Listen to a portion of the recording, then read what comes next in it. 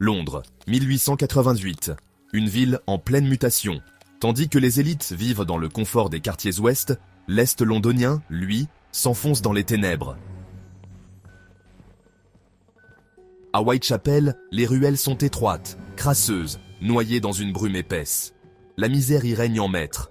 La nuit, les cris se confondent au bruit de pas pressés, au murmure des buveurs et aux soupirs des laissés-pour-compte. C'est dans cet environnement oppressant qu'un tueur va émerger.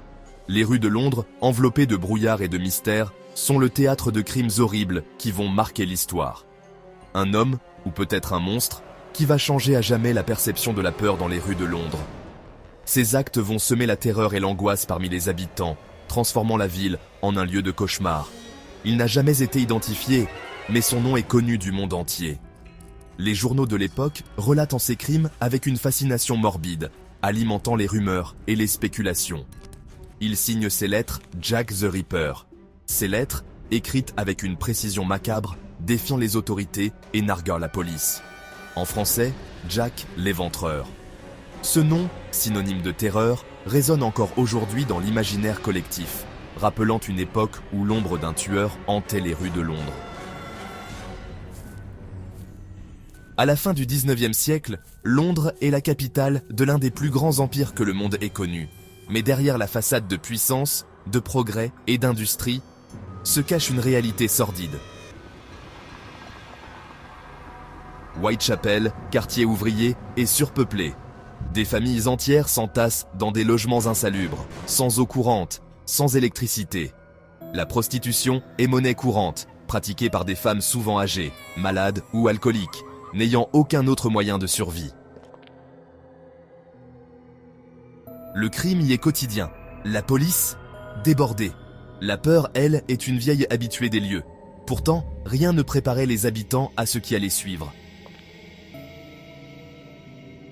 Entre le 31 août et le 9 novembre 1888, 5 femmes sont retrouvées atrocement mutilées. Chacune d'entre elles travaillait dans la rue, vendant son corps pour quelques pence. Mary Ann Nichols, une femme de modeste condition, fut la première victime connue du tristement célèbre Jack l'Éventreur. Sa vie, comme celle de beaucoup d'autres à Whitechapel, était marquée par les difficultés et la lutte. Dans la nuit du 31 août 1888, son corps fut découvert à Bucks Row. Elle avait été sauvagement égorgée et son abdomen vicieusement ouvert, révélant la nature horrifiante du crime. La brutalité de son meurtre provoqua une onde de choc dans la communauté. Vint ensuite Annie Chapman, autre figure tragique de cette sombre histoire. Retrouvé le 8 septembre 1888, son corps fut découvert dans l'arrière-cour du 29 Hanbury Street. Le tueur avait retiré certains organes, indiquant un niveau troublant de connaissances anatomiques. Elizabeth Stride fut la victime suivante, retrouvée dans la nuit du 30 septembre 1888. Contrairement aux autres, elle fut tuée rapidement, sans les mutilations horribles. Était-ce une interruption ? Un dérangement qui empêcha le tueur d'accomplir son rituel macabre ? La police était déconcertée. Les rues de Whitechapel étaient emplies de peur et de suspicion.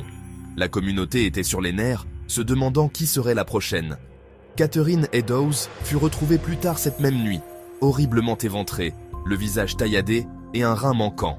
Le niveau de violence qui lui fut infligé était sans précédent, laissant la communauté en état de choc et d'horreur. Et enfin, Mary Jane Kelly, la plus jeune des victimes, fut retrouvée dans sa chambre le 9 novembre 1888. Son corps était si sévèrement mutilé qu'elle était presque méconnaissable. La nature extrême de ses blessures marqua le point culminant du règne de terreur de l'Éventreur, laissant une marque indélébile dans l'histoire. Ces 5 meurtres, désormais connus comme les 5 victimes canoniques, sont attribués à Jack l'Éventreur. Mais vous savez, certains chercheurs pensent qu'il y en aurait eu plus, ou peut-être moins. Ce qui frappe, au-delà de la violence, c'est la précision. Le tueur semble savoir ce qu'il fait. Était-ce un chirurgien, un boucher, ou peut-être un sadique méticuleux? Le mystère commence ici. Dans les ruelles sombres et brumeuses de Whitechapel, un sentiment de peur s'installe. Les habitants se méfient les uns des autres, et la tension est palpable. Les rues, autrefois animées, sont maintenant désertes la nuit, hantées par une présence invisible. Pendant que les meurtres ensanglantent Whitechapel, la presse s'enflamme. Les journaux se vendent comme des petits pains, et chaque nouvelle édition apporte son lot de spéculations et de théories. Les journalistes se rutent pour obtenir la moindre information, transformant chaque rumeur en une nouvelle sensationnelle. Et bientôt, elle reçoit des lettres. Certaines sont confuses, écrites à la hâte, avec des mots à peine lisibles. D'autres sont plus structurées, mais tout aussi énigmatiques. Les autorités sont perplexes, ne sachant pas lesquelles prendre au sérieux. D'autres semblent rédigées par des plaisantins. Les gens rient en les lisant, pensant qu'il s'agit de blagues de mauvais goût. Mais au milieu de cette confusion, une lettre se distingue. Mais une retient l'attention. Signée Jack the Ripper, elle est écrite avec un ton narquois, moqueur, presque théâtral. Cette lettre, plus que toutes les autres, sème la terreur et l'intrigue. Qui est cet homme qui se cache derrière ce nom effrayant? Elle est écrite avec un ton narquois, moqueur, presque théâtral. Les mots semblent danser sur la page, chaque phrase est une provocation. La ville entière est en émoi, et le mystère ne fait que commencer. Quelques jours plus tard, une autre lettre arrive, bien plus inquiétante. La célèbre lettre From Hell, accompagnée d'un demi-rein humain, prétendument prélevé sur l'une des victimes. Était-ce vraiment lui? Ou un imitateur? Les experts ne trancheront jamais. Mais ces lettres ont figé le nom de Jack dans l'histoire. La police est en alerte maximale. Scotland Yard mobilise des dizaines d'agents. L'inspecteur Frederick Aberlin, un homme respecté, est chargé de l'affaire.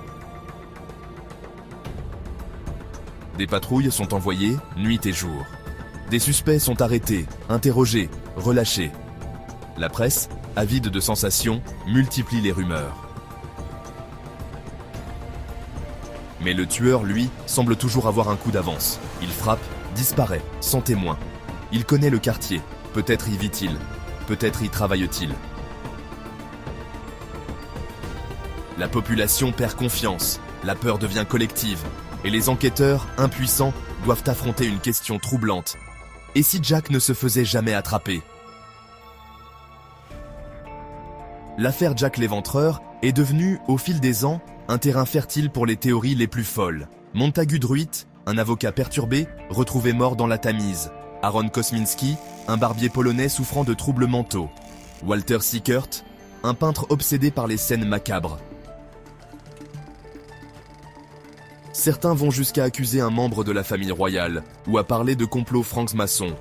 D'autres pensent que Jack était une sage-femme, capable de se fondre dans la foule. Mais à ce jour, aucune preuve irréfutable n'a pu désigner un coupable. Le mystère reste entier.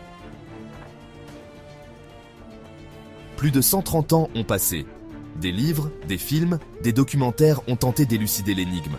Des experts ont utilisé l'ADN, l'analyse comportementale, la géolocalisation criminelle. Mais Jack l'Éventreur demeure insaisissable. Ce tueur a marqué l'histoire non seulement par sa cruauté, mais aussi par son anonymat.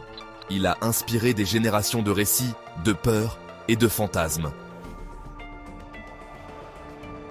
Il est devenu plus qu'un homme, il est devenu une légende noire. Dans les rues sales de Whitechapel, le passé n'est jamais bien loin. Quand le brouillard descend, quand les lampes s'éteignent, on dit que son ombre hante encore les pavés humides.